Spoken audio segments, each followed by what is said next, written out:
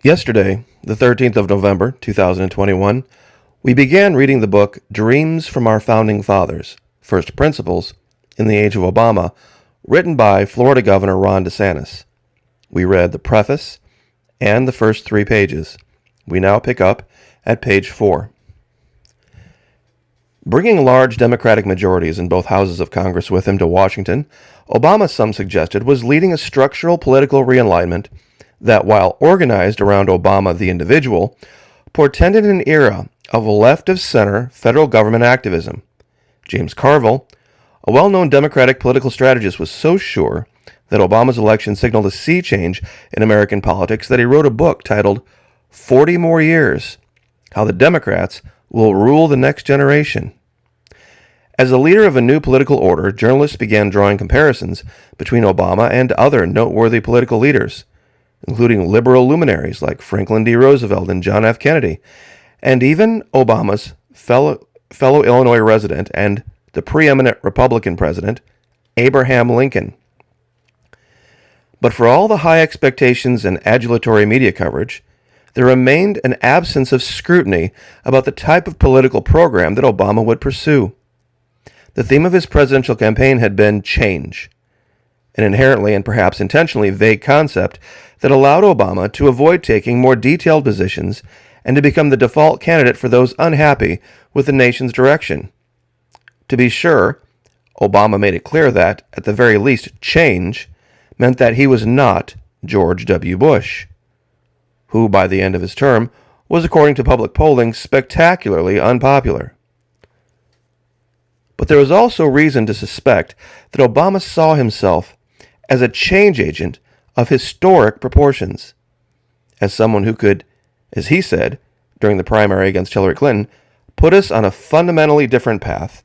He did not want to be president just to hold office, but instead said he wanted to transform a nation.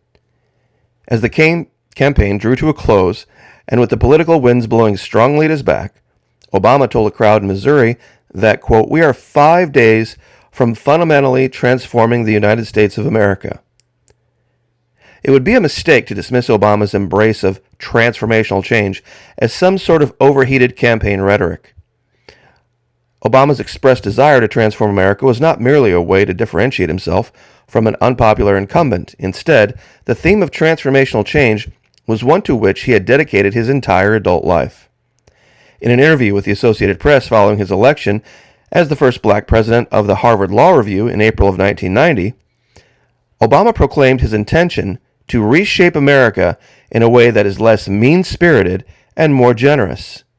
He wanted, he said, to be part of a transformation of this country.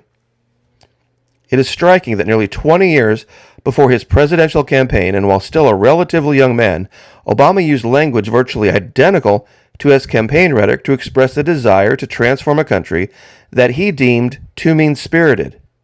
And it is doubtful that he would have trumpeted transformational change if he wanted to reorient America toward its traditional principles, rather than take America into hitherto uncharted waters.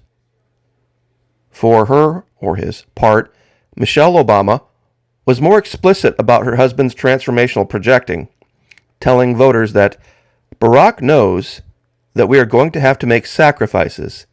We are going to have to change our conversation. We're going to have to change our traditions, our history.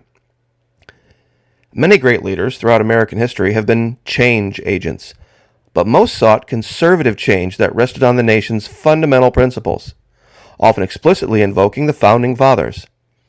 Abraham Lincoln, who, as the great emancipator, was responsible for some of the most far-reaching change in the nation's history, drew a sharp line against any extension of slavery into their territories, but did so in a way that reaffirmed the country's founding principles against the recent sweep of events that he correctly saw as veering from those principles.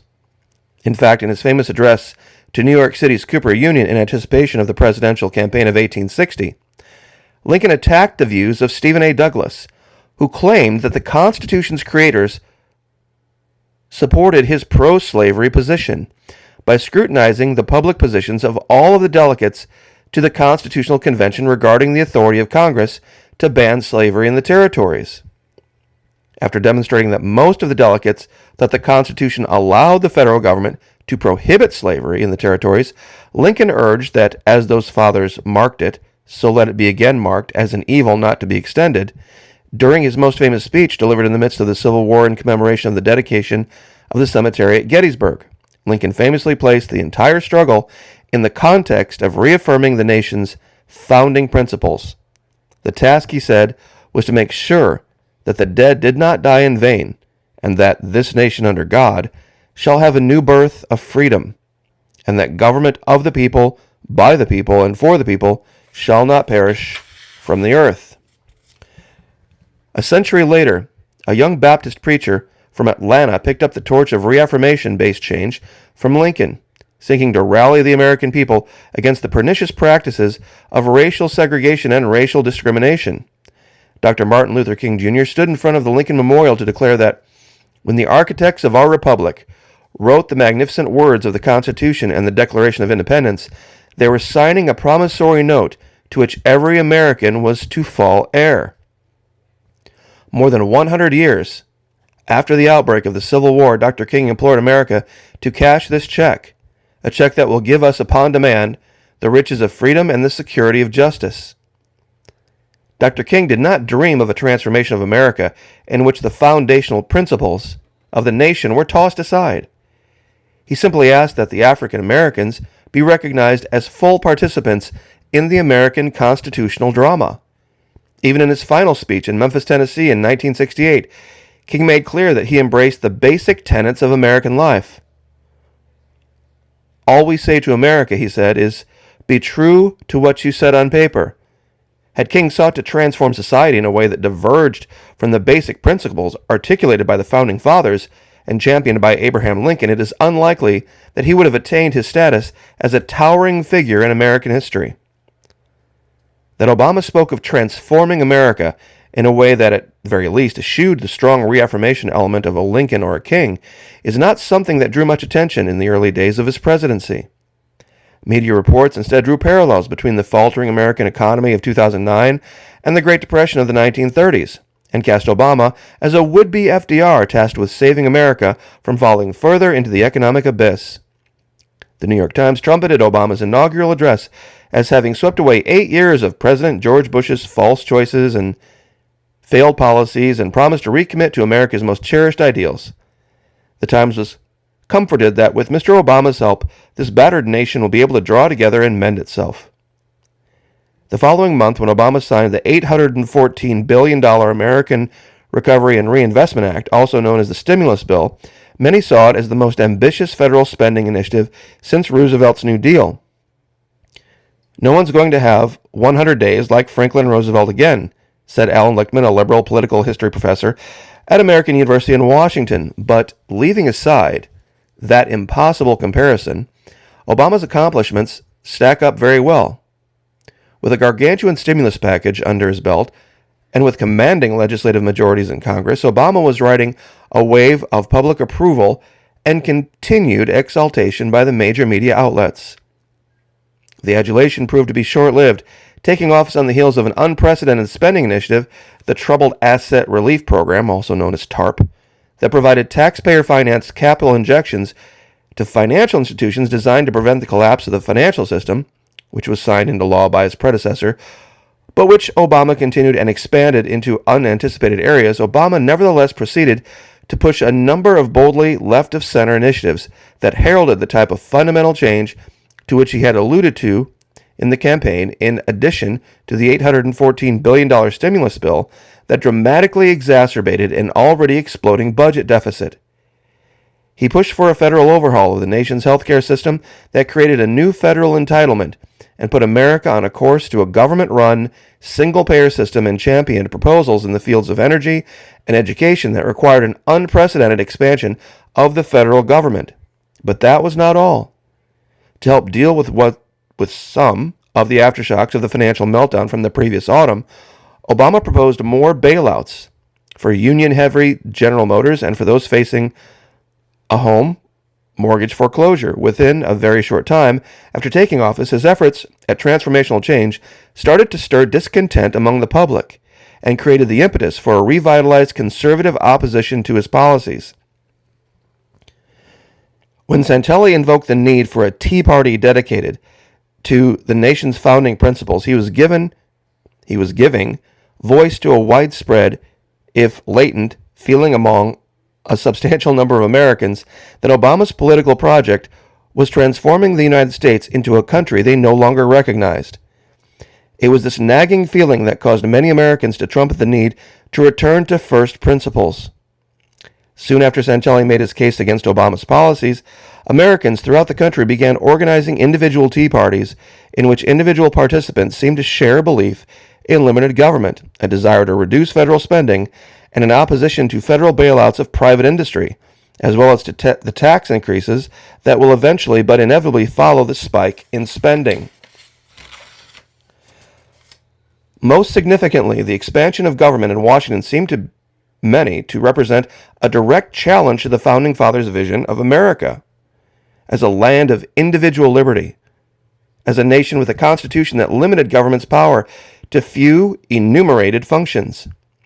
Accordingly, a renewed interest developed among a sizable number of citizens, not limited to self-described supporters of the Tea Party movement, in the views and values of the founders and in foundational documents such as the Declaration of Independence and the Constitution. This nostalgia for the Founding Fathers even fueled sales of powdered wigs, as Americans sought unorthodox ways to reconnect with the nation's original leading lights. One could not attend a major Tea Party event without running into a number of activists dressed up as one of the Founding Fathers. Some disagreed with those who invoked the founders for support for their opposition to Obama's policies. These critics contended that the Tea Party activists were selectively reading history. According to this view, the Founding Fathers seldom agreed about anything, so any attempt to invoke the founders against the Obama governing ethos was futile. Former President Bill Clinton saw clear differences between then and now, arguing that the contemporary political debate about taxation by duly, honestly elected representatives that you don't happen to agree with, that you can vote out as the next election and 2 years after that and 2 years after that. According to this view, Obama was not transforming America in a way that diverged from the nation's first principles. Many of the people who were protesting against the Obama administration were simply upset that their side lost an election. They were essentially throwing a Founding Fathers-inspired temper tantrum. Some even suggested that the entire Tea Party enterprise was nothing more than an elaborate cover for racial bias against Barack Obama. According to these critics, those who asserted that Obama was straying from foundational American values were right to note that America was changing. The change, though, did not stem from any failure to keep faith with the Founding Fathers, but was a function of the nation's increasing cultural diversity, signified by Obama, the self-described mutt. This view presupposes without evidence that an underlying racial animus motivates vast swaths of the American electorate. It is also affirmatively believed by the fact that since the 1950s, Obama's initial 68 presidential approval rating has been surpassed only by President John F. Kennedy's first public rating in 1961. Since a mere 12% of voters disapproved of the newly inaugurated President Obama, one would have to assume that a cancerous racial prejudice suddenly infected a large number of Americans after January 20, 2009, but before public opposition to Obama's policies began to flourish, that there existed little reason to think that those opposing the Obama agenda were doing so for reasons other than a legitimate philosophical disagreement with his policies, was underscored by Obama's concession that there was a broad group of people who are legitimately concerned about the deficit, who are legitimately concerned about the federal government maybe taking on too much. Later, as opposition to Obama's change agenda hardened as the 2010 political season matured, it became even more difficult to castigate Santelli-inspired Tea Party activists as motivated by racial animosity rather than by philosophical principle. For example, in South Carolina, the birthplace of secession and the former home to Dixiecrat candidates like Strom Thurmond, who as a Southern Democrat supported racial segregation in the 1948 presidential campaign, the candidates who earned Tea Party support tended to be anti-establishment candidates with diverse backgrounds. State Representative Nikki Haley, an Indian American, supported by Tea Party activists, won the GOP gubernatorial primary by defeating the Lieutenant Governor, Attorney General, and sitting U.S. Congressmen, all white male establishment Republicans. Tim Scott, an African American, also backed by the Tea Party movement earned a resounding victory